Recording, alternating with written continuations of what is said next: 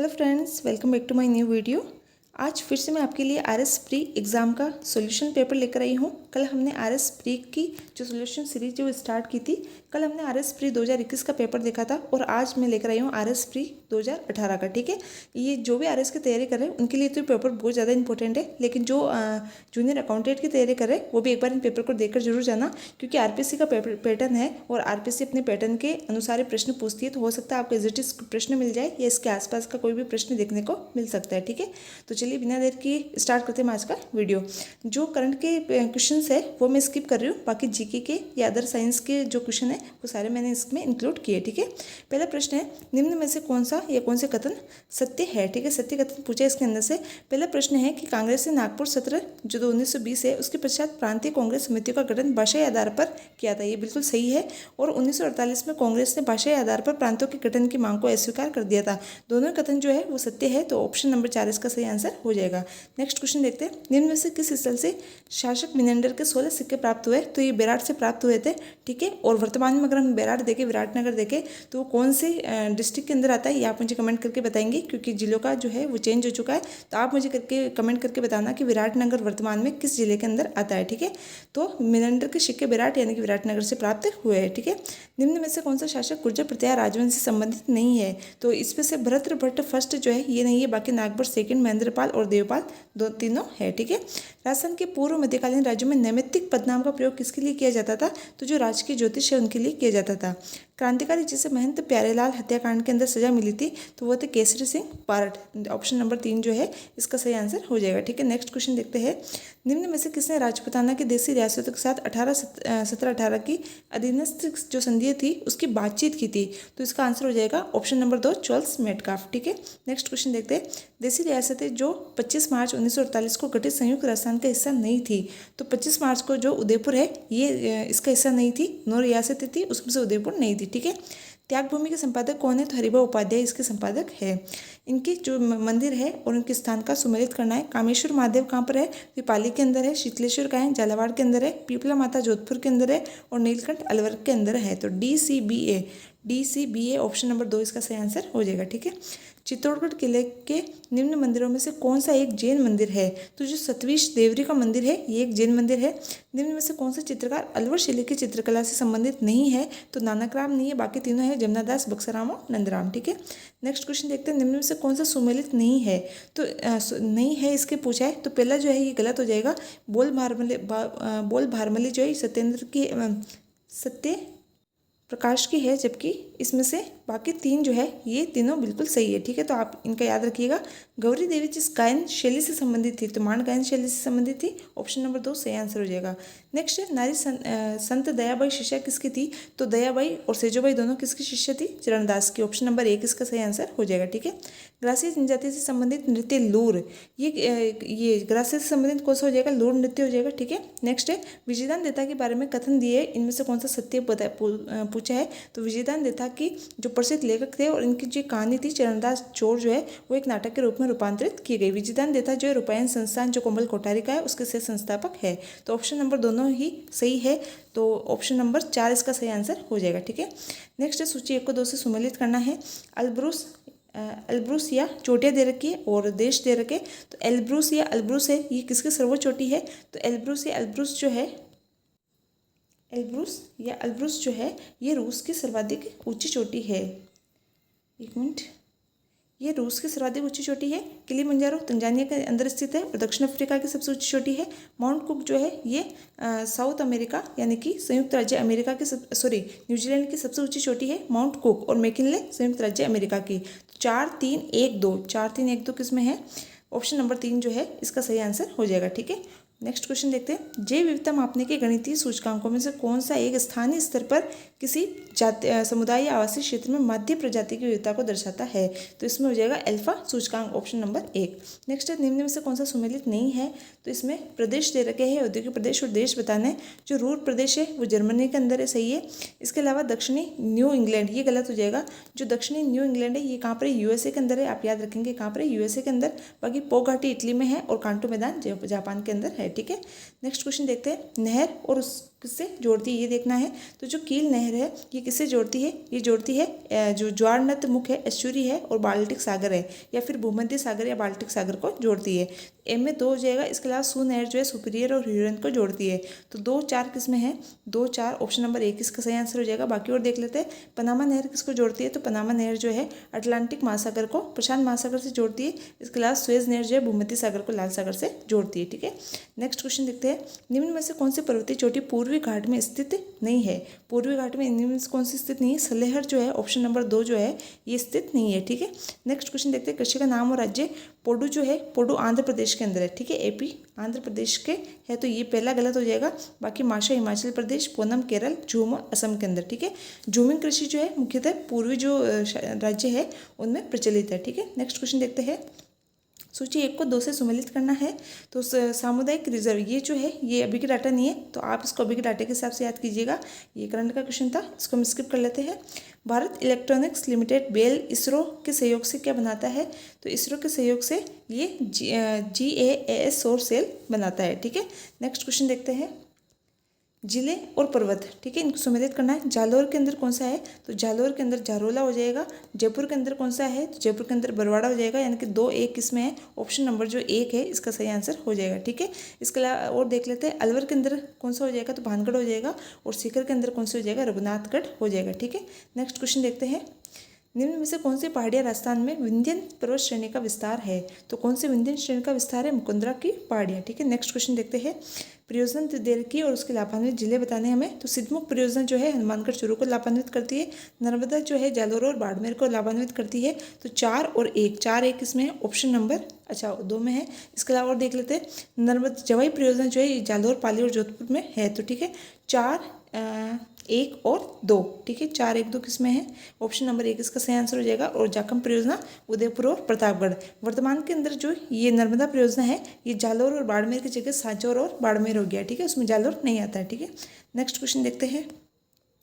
राजस्थान में मई जून के महीनों में उत्पन्न होने वाली जो धूल भरी आंधियाँ है उनका उत्तरदायी कारण क्या है, तो इनका एक ही उत्तरदायी कारण है और वह है संवहनीय धाराएं। ठीक है, कुछ स्थानों पर संवहनीय धाराओं की उत्पत्ति, ऑप्शन नंबर 4 जो है इसका सही आंसर हो जाएगा।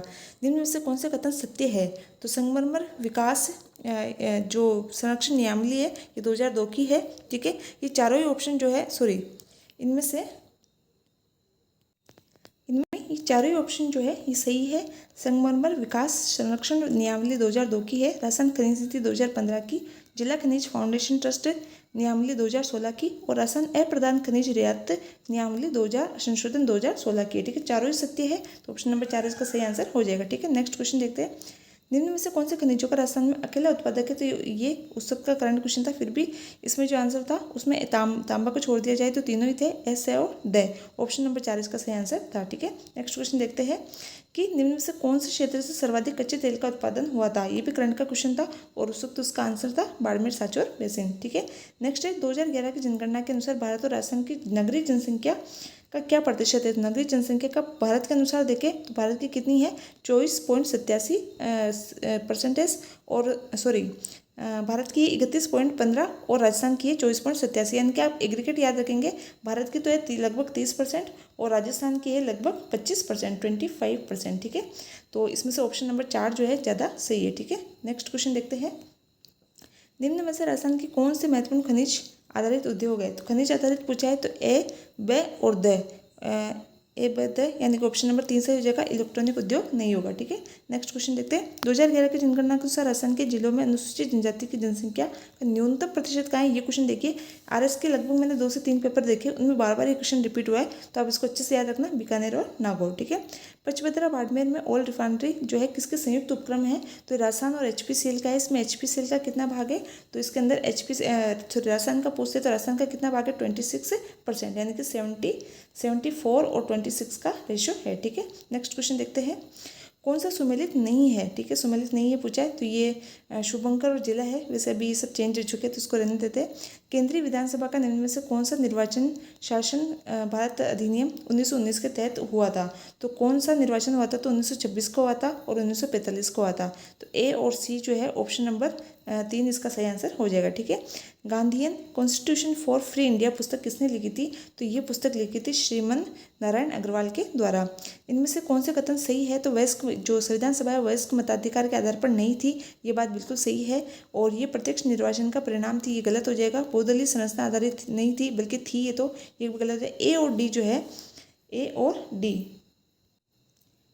और डी जो है ऑप्शन नंबर ए इसका सही आंसर हो जाएगा कि कई समितियों के माध्यम से कार्यरत थी। ठीक है।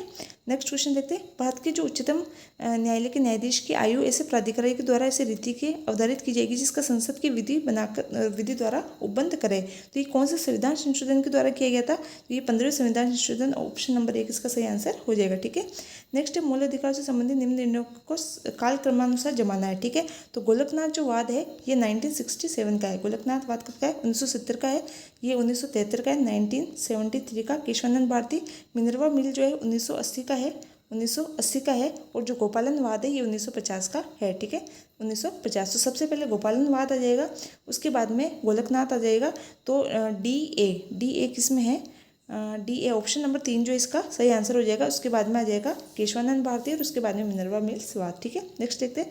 निम्न में से कौन स्वर्ण सिंह समिति के सदस्य रहे हैं? तो अंतुल्य रहे, SS रहे और स्टीफन रहे। तो ए बी और D, A B D option number 3 सही आंसर हो जाएगा। भारत के संविधान के अनुसार 240 के अंतर्गत कुछ राज्यों के लिए विनियमन बनाने वाले राष्ट्रपति की शक्ति कौन से युग में सुमेलित नहीं है? ठीक है। तो इसमें से जो ऑप्शन नंबर 3 है ये गलत हो जाएगा, बाकी तीनों सही है। ठीक है। निम्न में से कौन सी तारीख को भारत के राष्ट्रपति ने अपनी शक्तियों का प्रयोग करते हुए घोषणा की थी कि गंभीर आपात विद्यमान है और आंतरिक अशांति को से बात की सुरक्षा को खतरा है? तो ये कब किया था इसकी घोषणा? 25 जून 1975 को। ठीक है। नेक्स्ट क्वेश्चन देखते हैं। ऑप्शन नंबर 3 सही आंसर हो जाएगा। नेक्स्ट भारतीय संविधान के अनुच्छेद 87 के अंतर्गत भारत का राष्ट्रपति अभिभाषण देता है।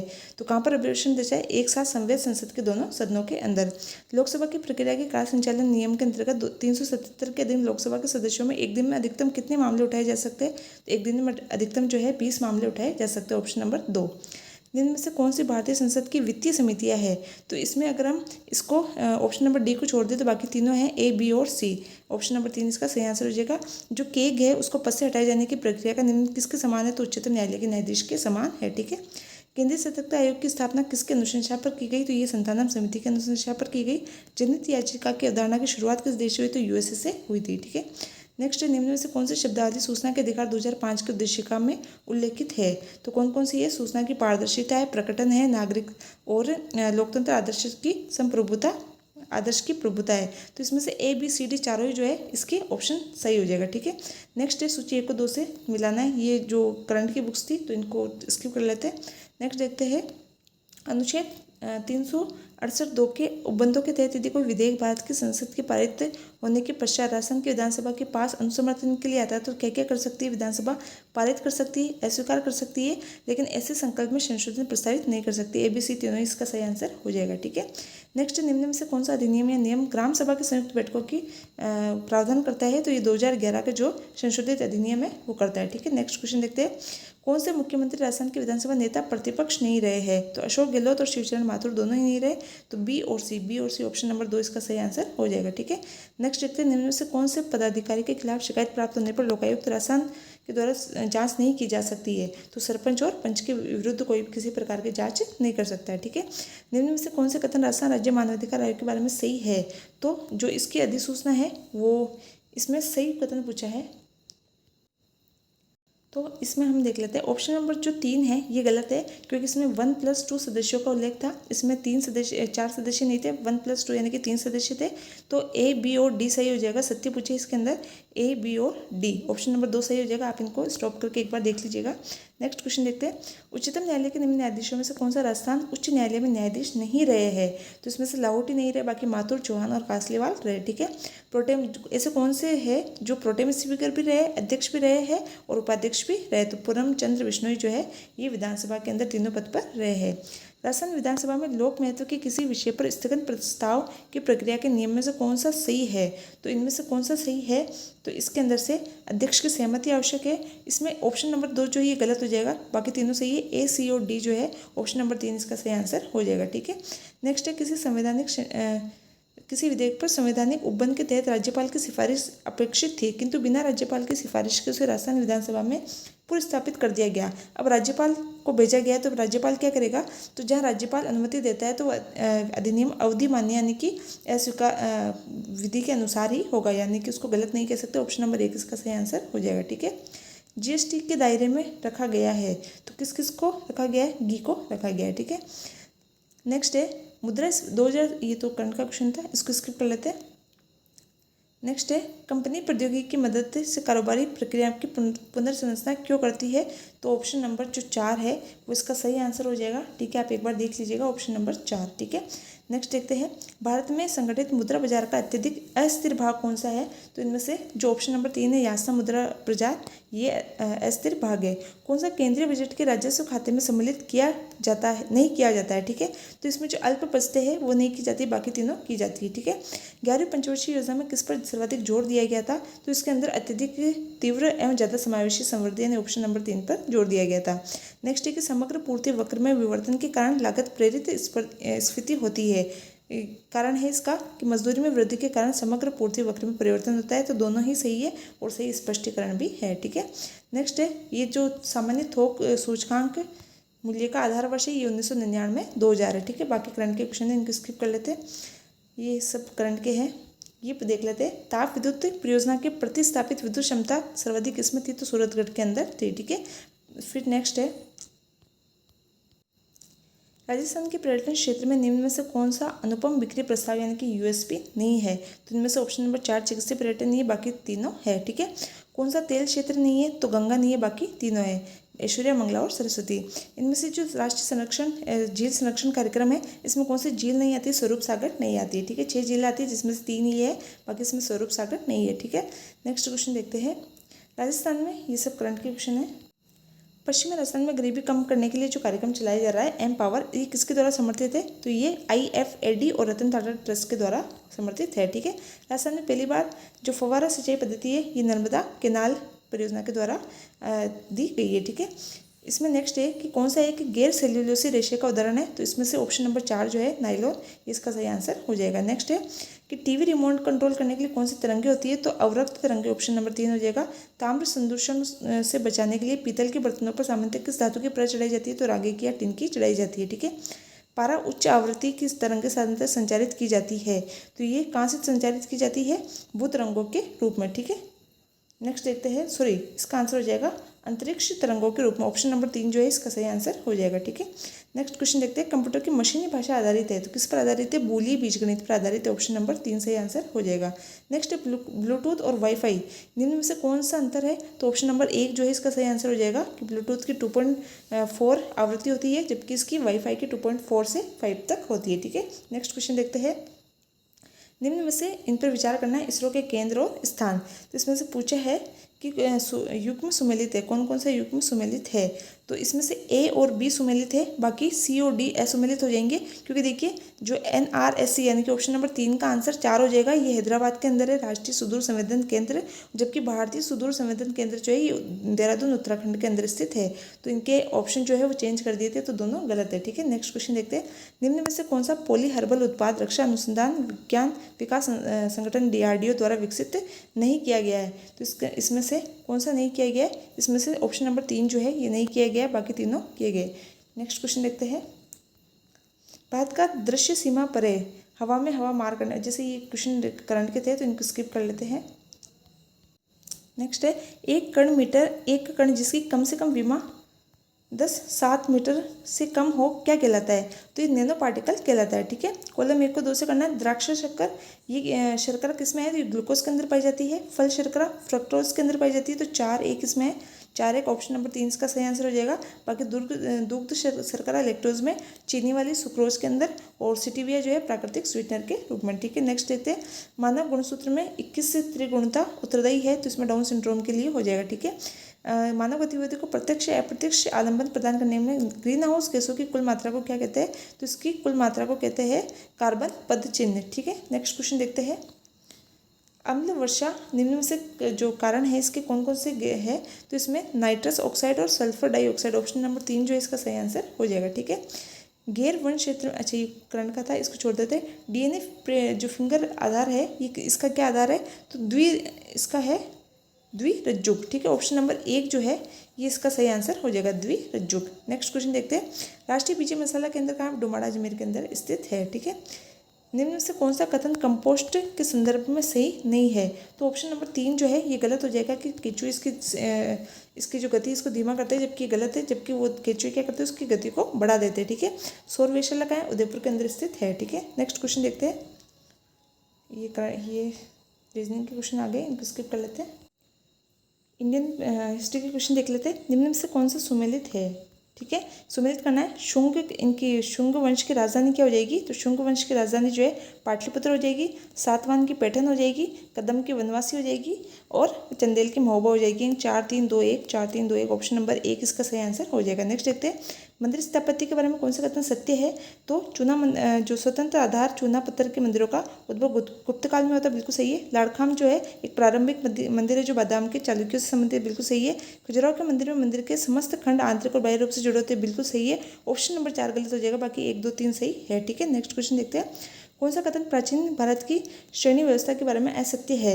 तो ये मात्र उत्तर भारत में पाई जाती थी, ये गलत हो जाएगा, बाकी तीनों सही है। ठीक है, दिल्ली सल्तनत में दीवाने अर्ज विभाग की स्थापना बलबन ने की थी। ठीक है, नेक्स्ट क्वेश्चन देखते हैं।